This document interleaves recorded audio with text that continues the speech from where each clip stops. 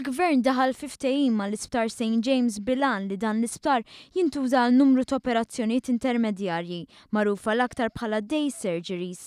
Is-Segretarju Parlamentari Chris Fern fisser li dan il-pass huwa wieħed minn att ta' miżuri li qegħdin jittieħdu bilan li jkomplu jonqsu l-listi ta' stennija, problema li l-Gvern wiret minn amministrazzjoni preċedenti.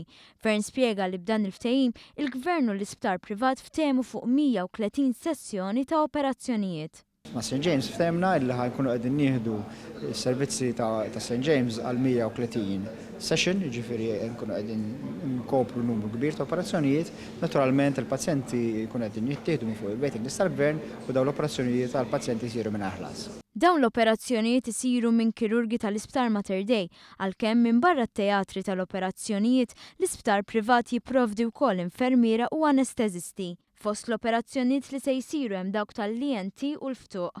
L-ewwel pazjenti li se jibbenefikaw minn dan il-ftehim ġdid huma dawk li ilhom aktar minn sena jistennew biex issirilhom operazzjoni f'Mater Dei.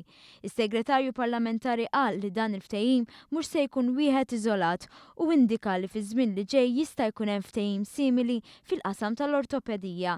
Minn Jannar sa Ġunju ta' din is-sena fl-Isptar Mater Dei saru 26,500 operazzjoni u bilan li s-servizz tas-saħħa jlaħħaq mad-domanda saru wkoll numru ta' operazzjonijiet fis-sibtijiet u l-ħdud.